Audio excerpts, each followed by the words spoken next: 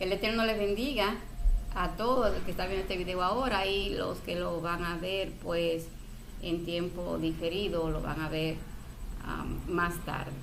Le habla Natividad Saldaña y he querido pues empezar a compartir algo, un poco del comentario de lo que son las porciones bíblicas semanales que las damos o cómo las damos nosotros los que estudiamos la palabra en su contexto hebreo o como le llaman raíces hebreas. Y en esta semana nos toca la parashá o la porción de la palabra que tiene bajo tema re. Vemos que empieza en el capítulo 11 a partir de su versículo 26. Sabemos que Deuteronomio ya Moisés pues está recapitulando, es decir así, pues muchas cosas y sigue. El pueblo está en el desierto ya casi al entrar a hacer posesión de lo que es la tierra prometida o la tierra de Canaán. Y Moisés pues sabe que no va a entrar y le está dando pues esos consejitos, recordando esas cosas que el Eterno le ha dicho. Y le dice, he aquí, vamos a leer el versículo 26. He aquí yo pongo hoy delante de ustedes la bendición y la maldición. La bendición si oyeren los mandamientos de Yahweh su Elohim, que yo les prescribo hoy, y la maldición si no oyen los mandamientos de Yahweh su Elohim, y se apartaren del camino que yo les ordeno hoy, para ir en pos de dioses ajenos que no han conocido. Entonces aquí vemos al mediador, al Mesías, al príncipe de Israel, siendo la voz del Eterno, poniendo en sus boca, recapitulando lo que es la Torah, los mandamientos que Yahweh le ha dado al pueblo. Le dice, pues escoge, ¿verdad? Obedece. Pero esa obediencia tiene que ser una obediencia de corazón, no una obediencia mecánica. Y eso es precisamente lo que dice pues la carta a los hebreos. El escritor de los hebreos dice que no les aprovechó por no oír con emuná, por no oír con esa fe obediente, o sea, con ese corazón para obedecer. Y es lo que ya aquí le está diciendo y lo que ya le había dicho, ¿verdad?, desde aquí Moshe al pueblo de Israel. Oye, obedece, pero hazlo con el corazón. Si lo haces con el corazón, pues no te apartarás del camino del Eterno y de la obediencia. Como también lo dice en el capítulo 30, su versículo 19, está muy conocido este versículo, y dice, a los cielos y a la tierra llamo por testigos hoy contra ustedes, que les he puesto delante la vida y la muerte, la bendición y la maldición. Escoge pues la vida para que vivas tú y tu descendencia. Pero ¿cómo es que vas a escoger la vida? Amando a Yahvé tu Elohim, atendiendo a su voz y siguiéndole a él, porque él es la vida para ti y prolongación de tus días, a fin de que habites sobre la tierra que juró Yahweh a tus padres, Abraham, Isaac, Jacob, que les había de dar. Entonces hay una obediencia, pero está esta obediencia con el corazón. Yo necesito entender que debo de amar al Eterno, y cuando digo que lo amo es cuando amo sus mandamientos, cuando amo obedecerlo, cuando entiendo que hay vida en todo eso que Él me da, incluso en todo eso que Él nos quita, como sabemos. Pero aunque esta parashá empieza en el capítulo 11, yo quiero hablar un poquito sobre lo que es el capítulo 14, su versículo 1 y 2, que dice, hijos son de Yahvé vuestro Dios, no cesajaréis ni se raparéis a causa de muerto, porque eres pueblo santo a Yahweh tu Elohim, y Yahvé te ha escogido para que le seas un pueblo único de entre todos los pueblos que están sobre la tierra. Estos versículos he querido traerlo porque, bueno, vamos a hablar un poquito sobre la muerte. hablando aquí de que no te sajaréis, ¿verdad? Ni se raparéis a causa de muerto. Pero lo primero que te está diciendo el texto es: hijos son de Yahvé, vuestro Elohim. Entonces ahí le da el mandamiento. Pero ¿por qué Yahvé le hace esa severidad? ¿Por qué le dice hijos son? Simplemente podía haberle dicho, pues, no se sajen, ni se tatúen, ni se rapen, ¿verdad? La cabeza a causa de muerto. No me gusta. Puedo haberle dicho eso, pero le enfatiza: hijos son de Yahvé, tu Elohim. Es bien interesante. Yo me pregunté, ¿por qué le dice eso? Porque ya ellos sabían que eran hijos. Yahvé es su Dios, y ellos forman la nación, ¿verdad? Como vasallo, pues pasa a ser hijo de ese rey, de ese soberano que lo ha libertado y bajo quien el mando que ellos están. Pero digo, bueno, entonces aquí vamos a hacer un contraste. ¿Cuál era el problema de las naciones? ¿Cómo trataba las naciones el asunto de los muertos? ¿Cómo trataba las naciones el asunto cuando moría un familiar? ¿Cómo era eso por allá, por Mesopotamia, en el antiguo Medio Oriente? ¿Cómo era? Bien, siempre que vemos lo que es el templo y lo que es la palabra del Eterno, sabemos que el Eterno es un Dios de vida, que no hay nada que tiene que ver con la muerte en el Eterno. No hay nada lo que tiene que ver con corrupción. Por eso vemos que los leprosos eran sacados y que nada de lo que tenía que ver con la muerte podía entrar en lo que era el templo del Señor. Entonces aquí el Eterno hace ese contraste. Y si ustedes son hijos del Dios de vida, ustedes no deben de sajarse. Pero ¿por qué pasaba esto? Por los rituales. Habían unos rituales que se hacía al difunto, a la persona que moría, como hoy en día. Hoy en día eso de pasarle el día con el muerto, y que muchas personas encienden velas y que hacen el asunto de las lloronas, del asunto de que muchas personas rezan, todo eso son rituales. Entonces también en el antiguo Medio Oriente, cuando alguien moría, pues se hacían esos rituales, y parte de esos rituales era el sajarse y el rasparse pues la cabeza como duelo. Pero el Eterno está diciendo: ustedes son hijos míos, no tienen por qué. Ok, pero entonces dice: ¿qué tiene de malo? Porque me duele y es una expresión de dolor, es una expresión de dolor que yo quiero manifestar, y entonces si ellos querían manifestarlo así, pues entonces ¿por qué el Eterno dice que no lo haga? Porque total, bueno, pues aquí hay un contexto,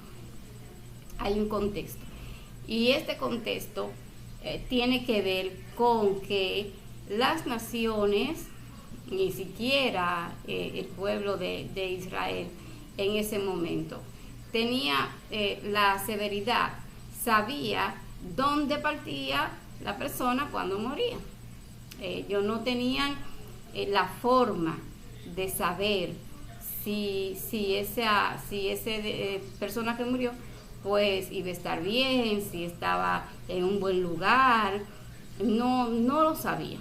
Sí conocían lo que era, o pensaban lo que era el inframundo, y eso tenía también sus consecuencias, porque si nosotros vemos, pues este pueblo de Israel sale de Egipto. Egipto practicaba lo que era los ritos, el asunto a los difuntos de una manera, y en Mesopotamia pues también se practicaba la cultura diferente a lo que era Egipto. Pero hablando de Egipto, que es el pueblo de donde salió Israel, pues en Egipto estaba lo que eran los textos piramidales, ¿verdad? De pirámides.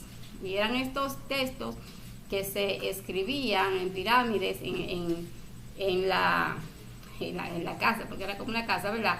que se hacía en el lugar donde iba a morir, donde iban a enterrar, donde iban a enterrar a la persona que fallecía, o en este caso al faraón, porque eso solamente lo tenía la dinastía.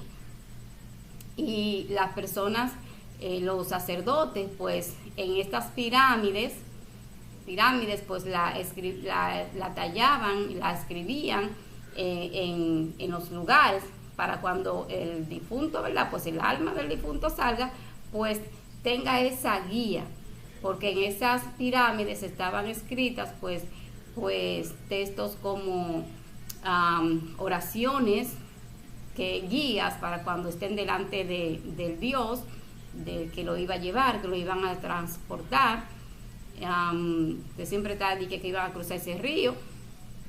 Estaban pues conjuros, estaban algunas cosas que eran como medio de ayuda para que el difunto, pues cuando salga, ¿verdad?, que va a cruzar ese río. En el caso de los egipcios, pues ahí está Anubis, ¿verdad?, que era el que lo llevaba, lo cruzaba, Anubis.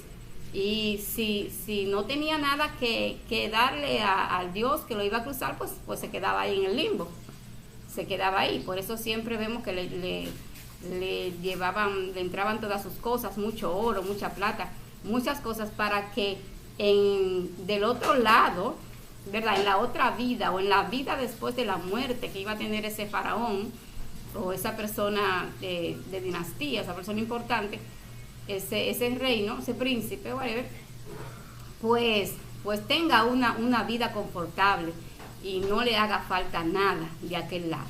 Pero eso era con la dinastía. Con los pobres, pues no tenían ese privilegio, no tenían el privilegio de tener esas pirámides con esas oraciones y esos conjuros y todas esas cosas supersticiosas que se escribían para poder pasar y tener una vida, ¿verdad?, pues con el Dios Sol, con el Dios Ra, bueno, porque vemos que en el caso de los faraones, pues se pensaba que ese faraón, al ser hijo del Dios Sol, hijo de Ra, pues iba hacia él, mismo que en Mesopotamia pues iban hacia el dios Osiris. Pero si no tenía con qué pagar, entonces la persona no iba a poder cruzar, iba a quedar en el limbo y no iban a poder pues ni verlos, y mucho menos pues tener la seguridad de que habían cruzado y de que ya estaban con ese Dios. Eso es por un lado. Entonces luego más adelante viene lo que son estos textos que se pueden escribir en los ataúdes. Lo escribían ya no fuera en el lugar, ¿verdad?, que era bastante espacioso, donde se enterraban a los faraones, a los príncipes, las personas de renombre, según el estatus, sino que ya estaba más asequible para los pobres, porque se escribían, se tallaban en lo que eran los ataúdes, muchas veces arriba en la tapa o al lado. El caso es que se escribían estas oraciones y estos conjuros para que ese difunto pues tuviera cómo saber comportarse y cómo defenderse delante del juez. Que cuando vemos a Maat, que Maat está de Egipto, después que Anubis pues lo pasa, lo lleva ante Maat. Maat era de la pluma, la diosa que tiene la pluma, que pone en el corazón, esto ya lo hemos hablado antes, el corazón de la persona, pues lo pone en una balanza y la pluma en otra balanza, dependiendo el comportamiento, la actitud que tuviera esa persona en la tierra, la vida que tuviera, pues entonces iba a pesar la balanza. Y si no pesaba, igual que la pluma, si no estaba a nivel, el corazón no era liviano, pues entonces esa persona era totalmente destruida por uno de esos dioses, creo que por el mismo Anubis. Eran varios dioses que estaban ahí en el juicio y lo destruían completamente. Entonces ya eso era terrible y desastroso para los familiares de esa persona. porque sabían que era una persona que estaba totalmente perdida, que no era tanto que no la veían, sino que no iba a tener una vida agradable, esa vida después de la muerte. Pero si pesaba bien, si era liviano el corazón, pues entonces se le perdonaba la vida y se le daba un cuerpo que fuera apto, porque recuerde que ya el cuerpo lo dejaron ahí, ¿verdad? Pero se le daba ese cuerpo que fuera apto. Por eso era tan indispensable la momificación, porque se esperaba que cuando fuera levantado, pues ese cuerpo pues tenía que estar en condición, porque era con ese cuerpo que la persona iba a ser trasladado con ese cuerpo a donde quiera que lo llevara. Entonces este es el caso de lo que es Egipto. Sabemos que los pobres no tenían ese derecho. Entonces cuando el pobre de Egipto moría, pues nada, se fue.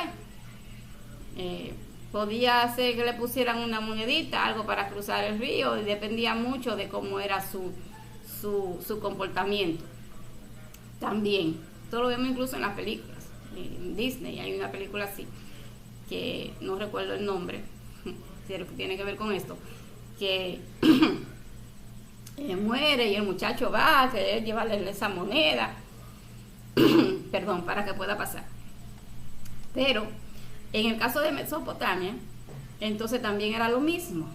Recordemos que lo que es el concepto de resurrección, lo que es ese término, esa creencia, no vino sino hasta muchísimos años después de lo que es el pensamiento de resurrección.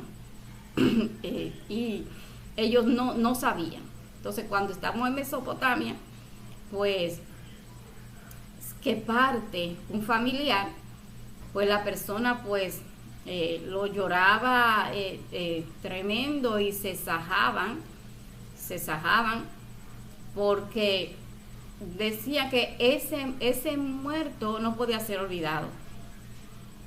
De ahí también viene lo que es llevar comida a los muertos, el llevar comida, el presentarles ofrendas, porque ellos pensaban que si ellos no le llevaban comida, entonces ese familiar tenía que comerse el lodo, ¿verdad?, el barro, en el inframundo, porque no tenía, iba a ser un menesteroso, un mendigo, perdón, mendigo iba a ser, no, ni siquiera mendigo, porque nadie le iba a dar.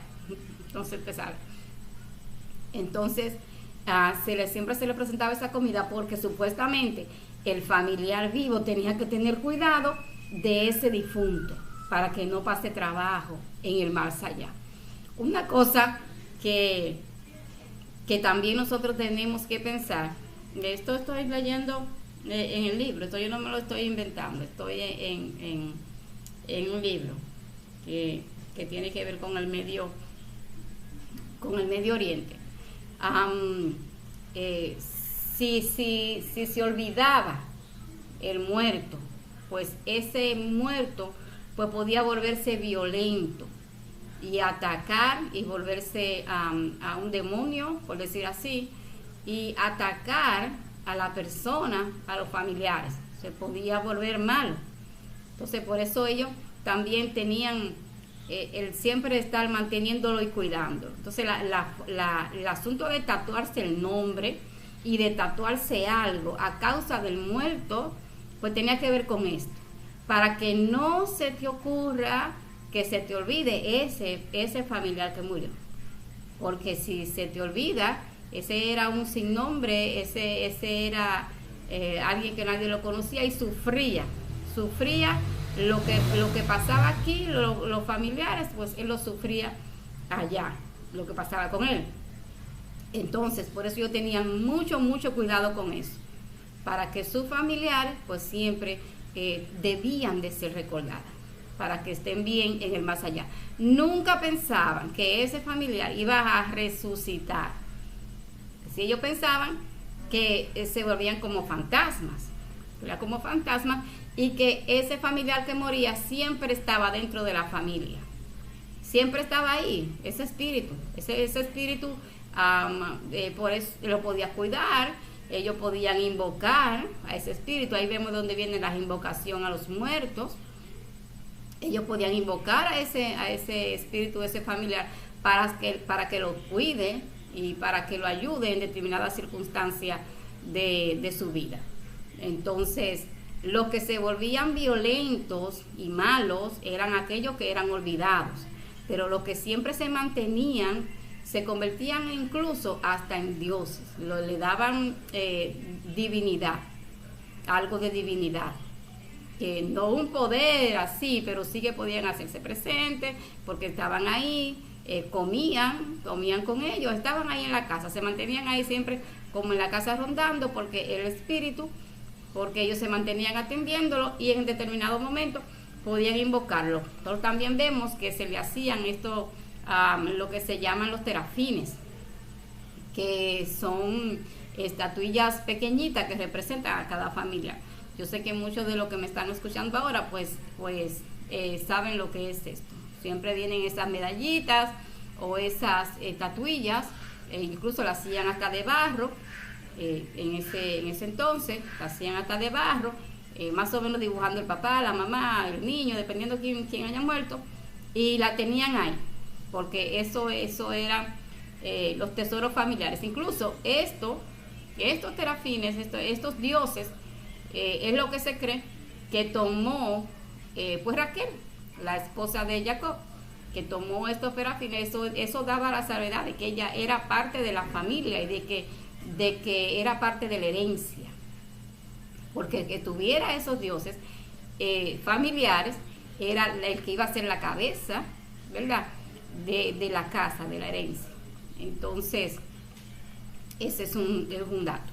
Esto se lo estoy diciendo porque para entender un poquito el contexto del por qué el Eterno está diciendo aquí, no se sajen ni se rapen la cabeza por muerto. ¿Por qué? Porque el Eterno es su Padre, el Eterno es su Dios. Ustedes han hecho un convenio con un Dios de vida y ustedes no necesitan hacer esos ritos de dolor para que sepan que su difunto, que su muerto va a estar bien. Porque, su muerto, cuando parte, pues va a estar durmiendo, va a estar seguro, va a estar tranquilo. Y si ustedes son mis hijos míos son, hijos del Dios verdadero, hijos del Dios de justo, hijos del Dios de vida, hijos del Dios que los cuida. O sea, cuando una persona parte del pueblo de Israel, pues ellos no debían de tener ese temor que tenían las naciones de que se perdió, de que se va a volver un demonio, de que tenemos que estarlo recordando. No, que sí hay que cuidar, voy a hacer esta salvedad, sí hay que cuidar y honrar la persona. Estoy de acuerdo con eso. Hay que mantener el lugar de que esa persona parte, donde está su cuerpo limpio, porque yo le digo a muchas personas, no fue un perro que se murió. Muchas veces a los perros pues, se les da mejor trato. No, que entiérralo donde sea. No, es una persona que es parte de usted, parte de su familia, que vivió con usted, independientemente de las actitudes que tenga, pues es algo que merece honra. Su último, no es que usted lo vaya a adorar ni a idolatrar, pero sí tratar con respeto. Entonces, en lo que es este capítulo, el capítulo 14 de Deuteronomio, el 1 y el 2, pues yo quería pues hacer esta aportación en lo que es el contexto para que entendamos un poquito por qué el Eterno le dice no te sajes. Hoy en día pues sabemos que los tatuajes y esas cosas pues se le llama incluso hasta arte, ¿verdad? el arte que no ha hablado, una expresión, ¿verdad? Una expresión en el cuerpo.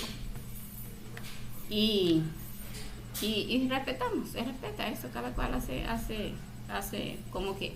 Pero es bueno saber de dónde vienen estas cosas, de dónde vienen esto y qué le agrada y qué no le agrada al Eterno. Entonces, yo espero, la verdad, que esta aportación pues les sea de edificación. Entonces, a raíz de estas cosas, de estar ofreciendo comida, de estar haciendo esas estatuillas, de estarle prestando un poco incluso de divinidad a los muertos, porque se le da cierto poder, es que entonces podemos entender por qué muchas personas pues van, ¿verdad? Y consultan esas cosas. Entonces, el Israel, pues sabe que está tranquilo, sabe que está pues bien tranquilo con a dónde van sus seres queridos, sus muertos, porque sabemos que tenemos un Dios de vida. Y eso es lo que dice Rab Shaul en la primera carta a los Tesalonicenses, que le dice en el capítulo 4, versículo 13, le dice: tampoco queremos, hermanos, que ignoren acerca de los que duermen. ¿Ven? Que ignoren acerca de los que duermen, porque se tenía ese mismo pensamiento, que no se sabía qué iba a pasar, y lloraban con un duelo y terrible, no sabía qué iba a pasar con la familia, y estaba la preocupación de Pablo y en los gentiles, mejor dicho, de al no saber qué pasar por ellos, pues seguir con estos ritos. Entonces Pablo le dice que no se entristezcan, para que no se entristezcan. Voy a empezar otra vez a leerlo. Tampoco queremos, hermanos, que ignoren acerca de los que duermen, para que no se entristezcan como los otros que no tienen esperanza. Porque si creemos que Yeshua murió y resucitó, así también traerá Dios con Yeshua a los que durmieron en él. Por lo cual les decimos esto en palabra del Señor, que nosotros los que vivimos, que habremos quedado hasta la venida del Señor, no precederemos a los que durmieron, porque el Señor mismo, con voz de mando, con voz de arcángel y con trompeta de Dios, descenderá del cielo, y los muertos en Yeshua resucitará primero. Entonces, ¿qué está dando Pablo? Pablo está dando esperanza. Pablo está dando a los gentiles, que dejan de ser de gentiles, porque ya vienen al convenio de Yeshua, y ya son parte de ese Israel, al que el Eterno le está diciendo aquí en el capítulo 4, no se sajen ni se raspen nada de su cuerpo, en la cabeza, por muerto. Está diciendo, pues ya ustedes entran al convenio. Ya ustedes entran al convenio, y como entran al convenio, ya eso que parten de ustedes están incluidos en la vida de Yeshua. Ese Mesías que vino para salvarnos y para hacernos entender los mandamientos, el rey de los mandamientos, el mirar con el corazón los mandamientos, no el no obedecerlo, no el quitarle, como siempre decimos, sino el mirar con el corazón para esa obediencia plena, convencidos de que la vida está en él, de que la vida está en Yeshua. ¿Y quién es Yeshua? La Torah viviente. ¿Qué fue lo que él nos trajo? El espíritu de la Torah. El obedecer con el corazón, así como él obedeció al Padre. Yo espero pues que estas palabras sean de edificación, y que este contexto bíblico de lo que es la cultura del Antiguo Oriente, pues de verdad les edifique, y que podamos entender y hacer esas conjeturas, hacer esos cálculos de dónde vienen muchas cosas que hacen, y saber que lo que se practica, porque antes se hacía por la ignorancia, no sabían a dónde iban a sus muertos y por querer cuidar a sus muertos. Pero ya no se hace por ignorancia. Ya no se hace. El que lo hace ya no lo hace por ignorancia, en realidad. Y ya pues sabemos que los muertos pues van a su lugar de descanso hasta que llegue la hora del juicio. Ya en Yeshua, después de Yeshua con los apóstoles, el Eterno bien nos ha enseñado que vamos a tener esperanza de estar con nuestros seres queridos y que en el juicio pues Él determinará todas las cosas. De lo que tenemos un Dios de justicia, un Dios que es justo. Estoy muy contenta, y de aquellos pues que falten sin el Señor, pues sabemos que el juicio está en la mano del Señor. Nosotros no somos quienes para juzgar.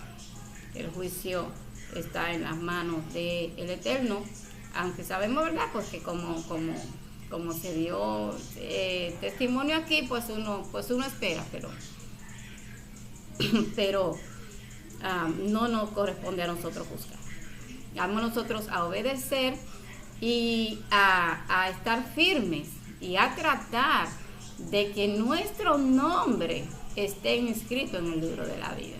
Eso sí, tú y yo, que estemos seguros, pendientes, observando con el corazón, con detenimiento, esa observancia de ese ejercicio diario de no despegarme del Eterno y de mantenerme en la vida, que es Yeshua.